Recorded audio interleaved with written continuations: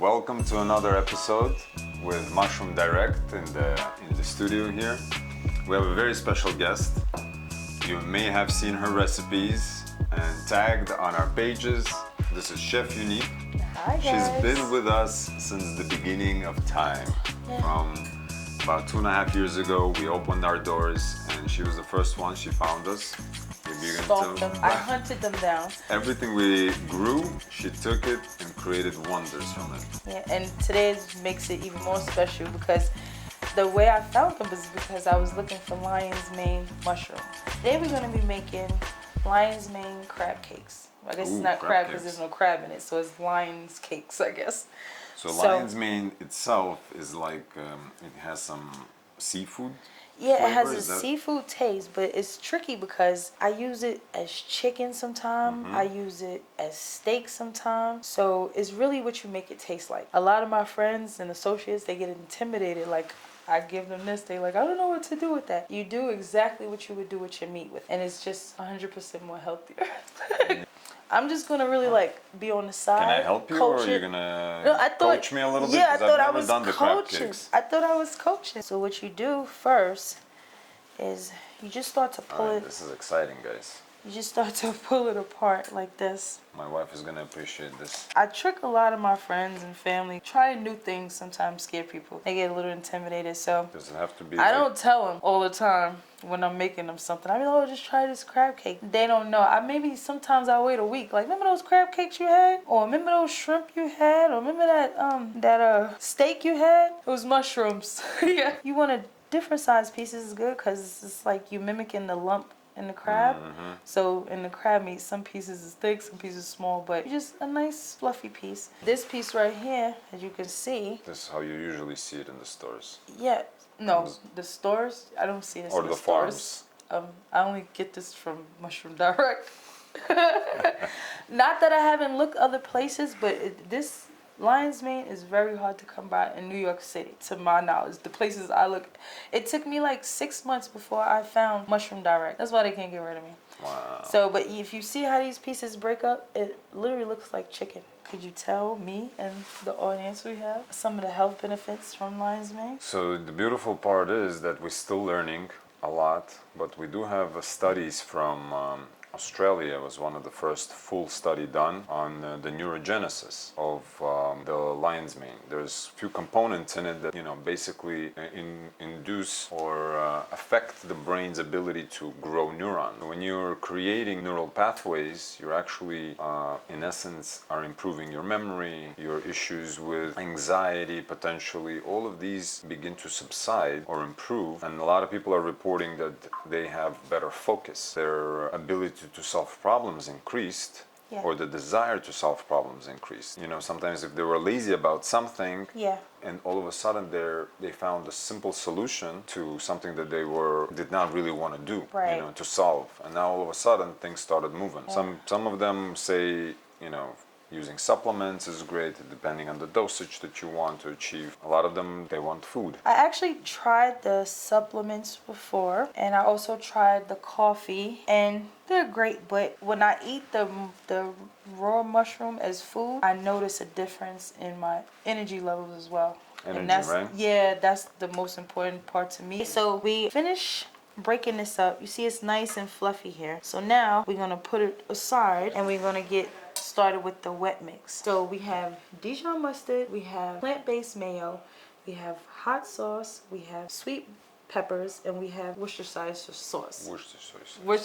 That word always gets me tongue-tied, right? So what we do is we mix all of that in one bowl. You can mix all that together, put it all in there and mix it all up. This is plant-based mayo. Yes, plant-based mayo.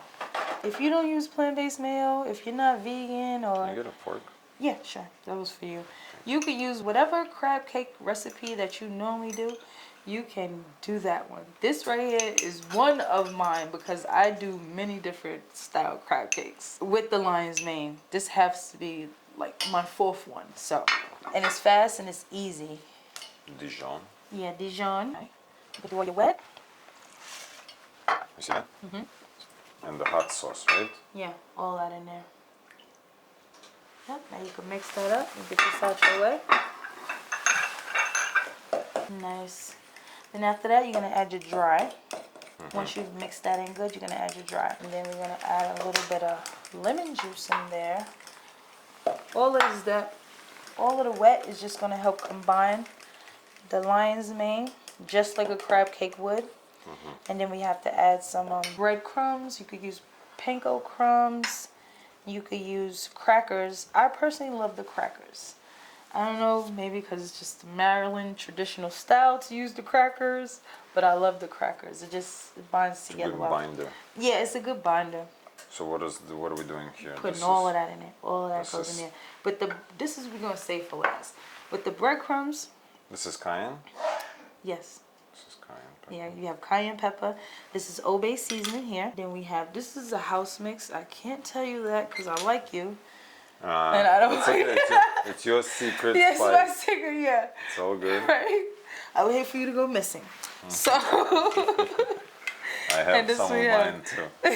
I know, like I take that back because you always giving me dropping jewels on me. So where anything you want to know, I'm gonna tell you, but I'm gonna tell you behind the scenes later. You got it. And then we have garlic powder and we have cilantro. Garlic powder. Get all that in there good. Mix that up. Really, really good. Cilantro. Yes. That's my favorite. Mine too. I'm a taco girl too. This is a wet mix with dry mix. Yes. This is our sauce. That's gonna bind the crab cakes together. Okay, that's good. So I'm gonna pour this in here. And you could put some of that in there. You could pour some in here. Yeah. That's good. I'm gonna add some more. And you could just mix that up. So the lion's mane is right now absorbing everything. Exactly. Oh, wait, you're pretty aggressive. You have to be a little lighter with that. Lighter? Yeah, you gotta do like a light, okay. yeah, light. Because you don't want to break it up to where this particular harvest is more shreddy than it normally is, because normally you have more big pieces like that, which we could have did some because we have a lot. Then when you get to this part, I'll show you one. There's two ways you could do this. Make it like depending on what you're making. If you're doing traditional crab cakes, it's good to make it like a mound. It look like a little mound. But if you're doing like a crab cake sandwich, you'll make it like a patty, as if like you was making a burger or something like that. Right, that's what I'm thinking. Yeah, but we're doing, and you don't want to give it like, make it too perfect, like it was this perfect burger. Right. You want to have it with that little lumpy look, kind of. Because you mold it, but once you put it, even if you do it on a skillet, on a stovetop, in a cast iron preferably, or if you do it in the oven, it's going to hold together once you have your mixtures right. So, see that? You see it's still kind of, it's not perfect, but it's, yeah. How's that? Yeah, that looks great. That's good. So after you make your cakes, you have to put them in the refrigerator or the freezer.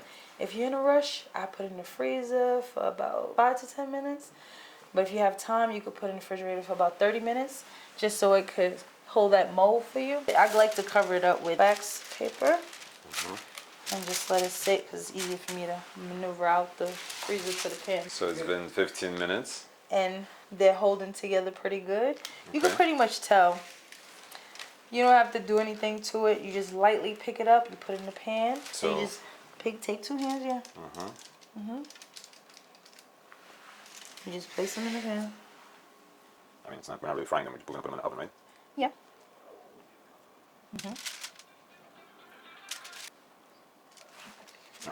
Yeah, when they cook, they're gonna shrink a bit. So it'll be some space right there for that one. Right? Right, beautiful. See how it is? We're ready to go in the oven. This is one of your parts. Wait. Yeah, it's more enough. So I'm gonna leave here. Alright, so we're plating now? Yeah, we're plating now.